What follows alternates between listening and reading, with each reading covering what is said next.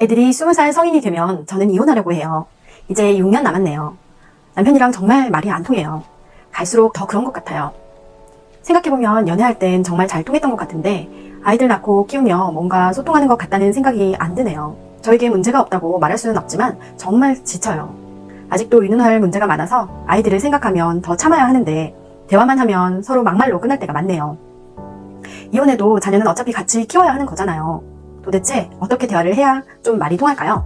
아이들이 한참 학창시절과 사춘기를 보내고 있을 시기네요. 이 사연을 주신 분께서는 어쩌면 갱년기를 앞두고 계시거나 또 갱년기가 왔을지도 모르고요. 지금은 남편과 대화가 힘들고 감정적으로도 지치신 상태로 힘든 마음이 저에게도 전해집니다. 대화가 되지 않고 서로가 서로에게 상처를 주는 말이 오가는 상황에서 소통은 매우 어렵습니다. 그러나 아이들을 위해서라도 최대한 건설적인 대화를 나누고 필요한 결정을 함께 할 수 있는 방법을 찾아야겠지요. 먼저 부부가 대화를 할 때 독을 사용하는지 한번 살펴보세요. 감정에 초점을 둔 부부, 부모, 자녀 관계 연구의 세계적인 권위자이자 전문가인 존 가트맨 박사는 부부가 대화하는 방식을 관찰하면서 96%의 확률로 이혼을 예측하였는데요. 이 연구를 통해 이혼을 예측하는 요인을 찾아내고 부부가 이혼하는 과정에서 보이는 대화 방식을 4가지로 찾아냈습니다. 이것을 4가지 독이라고 하는데요.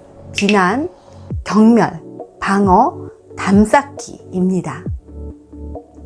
비난은요, 넌 항상 이기적이야. 당신은 너무 예민해. 넌 시부모님이 나보다 더 우선이지?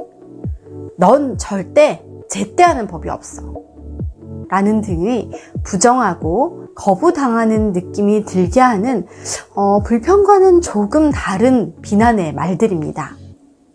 경멸은요, 내가 우월한 위치에서 상대방을 내려다보는 태도로 잘한다, 잘해, 아주 잘해서 기가 찬다, 기가 차 라거나 또 돈을 벌어오는 걸로 유세를 떨어?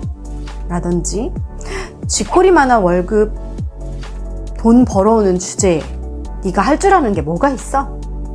이 세대가리야. 뭐 이런 표현의 말들, 상대방에게 빈정대거나 조롱하는 듯한 비난보다는 좀 더 강한 말들입니다. 방어는요, 뭔가로부터 공격을 받은 것 같아 자기를 보호하기 위해 방어하는 것인데요. 상대방에게 책임을 전가하거나 맞받아치는 것을 방어라고 합니다. 너도 그랬잖아. 왜 나만 가지고 그래? 내가 더 억울한 거 아니야? 네가 미리 알려줬어야지. 라는 등의 상대방이 나를 공격하는 것 같다고 느낄 때 하는 반응입니다. 담쌓기는요, 아내로부터 남편이 공격을 받으면 감정이 터져서 감당이 안 될까봐 대꾸를 하지 않거나 상대방을 대놓고 무시를 하거나 자신만의 공간으로 물러나는 것을 말합니다. 보고도 모른 채 하는 행동도 포함이 됩니다. 그건 그렇고 난 이게 더 중요해. 나 지금 바빠. 나중에 얘기해. 라고 한다든지 혹은 아예 대꾸를 하지 않는 것도 포함이 됩니다. 이런 비난, 경멸, 방어, 담쌓기는 대화의 독입니다. 이를 해결하기 위한 해독제가 있습니다.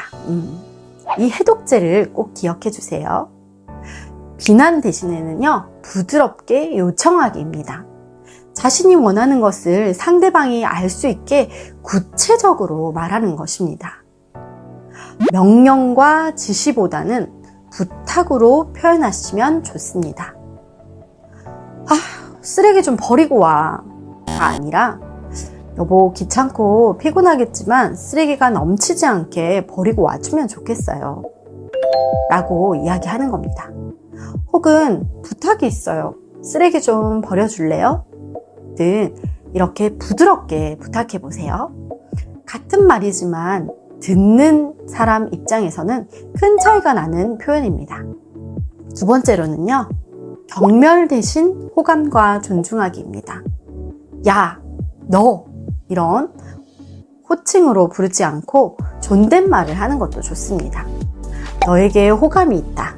나는 당신을 존중한다. 라는 마음을 가지고 남편을 대해보세요. 세 번째로는요, 방어의 해독제는 부분적으로 인정하기입니다. 당신은 맨날 늦게 들어오면서 전화도 안 해? 이러면 남편은 내가 언제 맨날 전화를 안 했다고 난리야? 라고 방어를 하게 됩니다. 이럴 때는요, 내가 어제는 전화를 못해서 미안해 라고 말하는 것처럼 이번에는, 오늘은, 요즘에는, 어제는 등의 부분적으로 인정을 하는 것입니다. 네 번째로 담 쌓기의 해독제는요, 자기 진정 후 대화하기입니다. 상대가 담 쌓기를 하거나 내가 담을 쌓고 싶을 때는 조급하게 대화하지 않고 숨을 천천히 들이쉬고 내쉬면서 자기 진정을 하고 감정을 좀 낮춘 후 자기 진정 후 대화를 하는 것입니다. 자기 진정만 하고 넘어가면 화병이 될 수 있습니다. 진정이 된 후에는 꼭 대화를 나누어 이 상황에 대한 내 마음을 대화로 풀어내는 것이 좋습니다. 물론 처음 시도했을 때는 잘 되지 않을 수도 있습니다. 이미 익숙해진 대화 패턴이 좀 오랜 시간 누적이 되었다면 더 그럴 수 있을 것입니다. 하지만 남편과의 관계에 정서통장에 저축을 한다고 생각하시고요. 친절하고 다정하게 대하며 호감을 표현하며 대화를 할 때 해독제를 사용해 보세요. 집에 들어오고 나갈 때 인사를 하고 또 20초 정도 허그를 하는 것도 좋습니다. 허그가 어색하다면 어깨를 두드린다든지 잠시 손을 잡는 스킨십부터 시작하면 좀 더 자연스럽게 정서 통장을 쌓을 수 있습니다. 이 네 가지 독과 해독제 그리고 이 정서 통장은 부부뿐만 아니라 모든 관계에서 사용할 수 있습니다. 꼭 기억하시고 일상생활 대화에서 적용해 보세요. 늘 쳇바퀴 도는 것 같은 답답한 대화에 실마리를 마련해 줄 것입니다. 그리스 철학자 디오게네스는 사람을 대할 때는 불을 대하듯 하라. 다가갈 때는 타지 않을 정도로, 멀어질 때는 얼지 않을 만큼만이라고 했습니다. 지금은 너무 대화가 되지 않지만 이혼하지 않고 아이를 같이 양육하겠다고 결단을 하셨고, 아이들의 학창시절의 부모 모습은 아이들의 작은 사회가 되기도 합니다. 부부가 갈등이 생기면 네 가지 독을 사용할 수도 있습니다.